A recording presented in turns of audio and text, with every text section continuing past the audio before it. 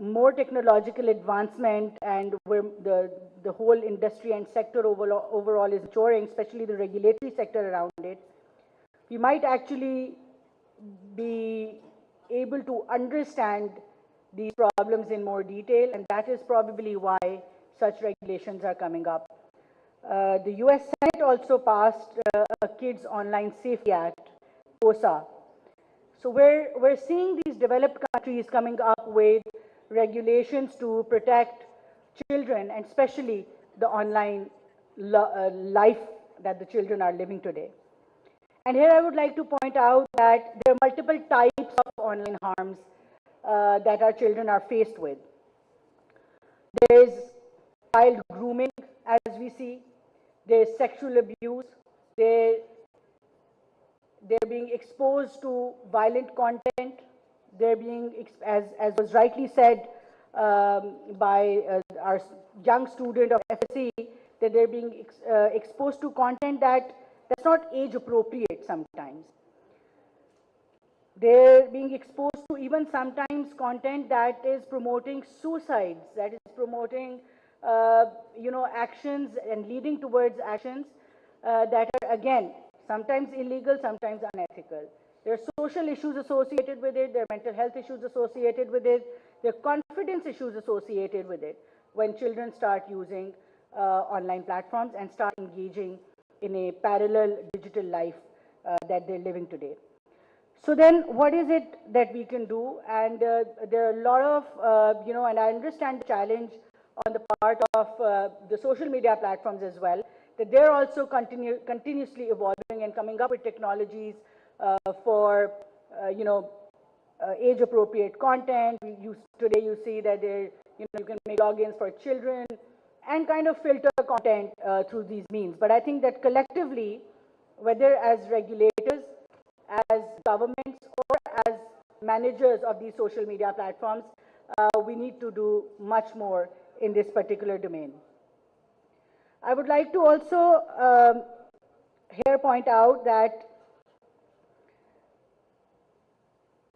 there is a complete new parallel world that our children are living in today, which is that of a metaverse.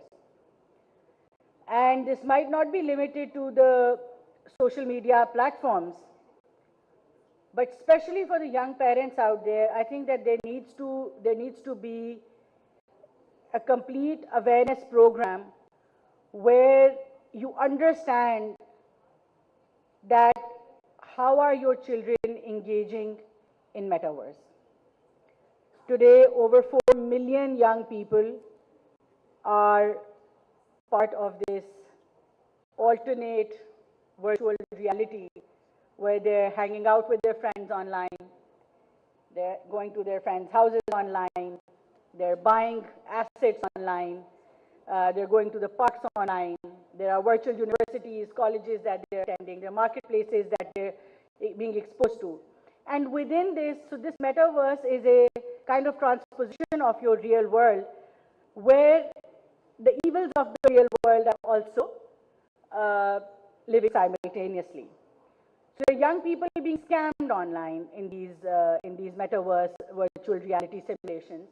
There are young people being exposed to dangers, and the success of metaverse and virtual reality and alternate reality is the immersive experience that it kind of provides to its clients, right? So you really feel, and you have to really be that engaged in your life online, and a lot of young people look at it as an escape from their real life as well, and they're able to create their alternate identities in these online games and in these online parallel world that's operating. So I'm not sure how many of us are actually aware of our children operating in these dimensions, but this is something that we need to collectively create awareness around, and not all of us are, I would include myself in this, are very well versed when it comes to dimensions like these. But our children are. Then how, as regulators and governments, are we supposed to protect them from online harms like these? There have been incidents reported across the world in metaverse which have had real life implications for young people, including committing suicides. So how are we protecting our children against addictive technology? How are we protecting our children against immersive technology, against the issues that they're facing on these virtual realities and simulations that they're today engaging with? This is not to say that we shut down these new emerging techs, but this is just to leave you with a food for thought that how is it that we're going to advance as a society, as governments, and as digital platforms, keeping in view these emerging challenges, and how can we really ensure that we're able to provide safe spaces on internet for our children and our vulnerable communities. So these are a few things that we're faced with, and these are a few things that we're trying to tackle around. But I'm very happy to see that PTA's Child Online Protection Program has seen a lot of success, including credit given to them and acknowledgement on global platforms like SMENA awards. And I think that it is efforts like these and collaborative efforts with UNICEF, with platforms like TikTok, that will in future actually enable us to come up with right kind of policy and right kind of regulations around protecting our children and protecting our vulnerable communities. Somebody just mentioned here that as content creators, as people who gather a significant following on social media, one of the biggest challenges that we're faced today with is how people react. And unfortunately, we have no control over how other people react. And I would like to reiterate and second Chairman PTA's recommendation that we need to continuously work on and evolve a repository of the vocabulary that should be automatically banned in terms of being used, especially on social media. I would like to commend TikTok on the fact that when it comes to Pakistani laws and localizing and contextualizing the society and culture and also the religious norms that we have here, TikTok remains the highest compliant platform that we have amongst all other platforms. So while all platforms are making that effort, TikTok still remains has a compliance of over 95% when it comes to responding and abiding by the local laws. We're very grateful for that effort that you're making, your public policy team that's always available, responsive. I see Zara is not here. She's been a great friend of Pakistan over the last 2 years that I work with TikTok. Fahad is always present. I understand that you have a significant population of Pakistanis in your team in Dubai as well. So everybody has been a great source of support for Pakistan. I've personally run a campaign for youth business loans and business and agriculture loans and creating awareness for women in order to get those loans with TikTok. So we've had collaborations from the government and we've seen a lot of success coming out of there. But I think that we can use this power that you have as the largest subscriber base of compared to any other social media platform. I think it's a great power that you have when it comes to collaborating with the government, creating the right kind of awareness, disseminating the right kind of content. Like I requested yesterday, we really appreciate TikTok's effort in educating young people, and we would request once again to increase, again, I'm not technical, I can't go into the details of the algorithms that probably run, but to increase the visibility of educational content in Pakistan and its boundaries, so that more and more people use these platforms for more productive purposes. I understand that entertainment is a significant component, but education needs to also increase in terms of its visibility on this platform.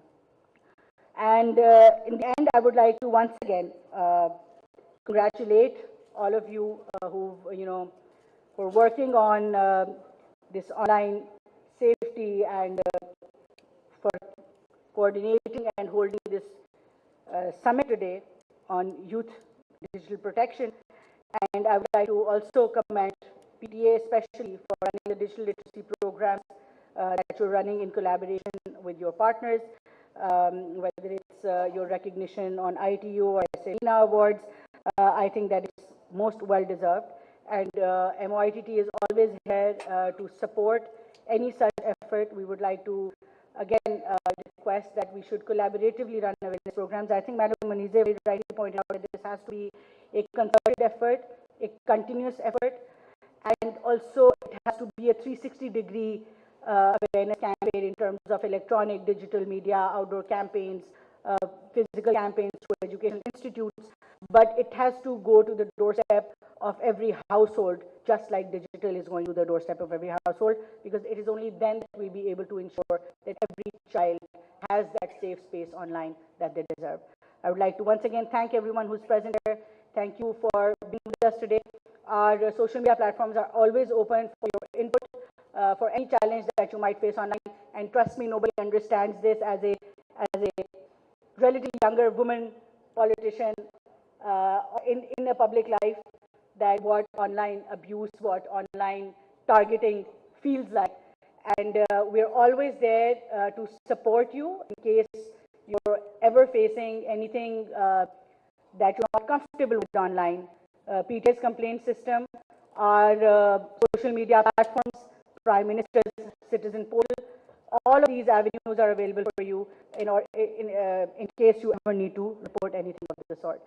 Thank you very much, and I hope that you have a good day. वज़ीर मुमलिकत RT शाज़ा Fatima तकरीब से खिताब कर रही थी। उनका कहना था कि मौजूदा दौर टेक्नोलॉजी का दौर है। ऑनलाइन नुकसान से बच्चों को महफूज बनाने के लिए अहम तरीन इक़दामात करना होंगे। साइबर सिक्योरिटी से मुतालिक अवाम में आगाही पैदा कर रहे हैं। उन्होंने कहा कि वायलेंट मवाद, सेक्शुअल अब्यूज़ और दीगर स्टफ जो नफ़सात को मनफी तरीके से मुतासिर करता है, इस पर नज़र रखने की ज़रूरत है। यंग लोगों को स्कैम किया जा रहा है वर्चुअल रियलिटी के जरिए, खासतौर पर ऑनलाइन गेमिंग की बात हो या कोई और इस तरह का मामला हो। उन्होंने कहा कि टिकटॉक हकीकत पर मबनी इंफॉर्मेशन और नॉलेज मवाद की तशहीर में अपना किरदार अदा कर सकता है। टिकटॉक के किरदार को भी उन्होंने सराहा है। उनका कहना था कि ऑनलाइन प्लेटफॉर्म से बच्चों के कई तरह के चैलेंजेस मौजूद हैं और सोशल मीडिया का मुस्बत इस्तेमाल यकीनी बनाने की ज़रूरत है। अब तक इतना ही।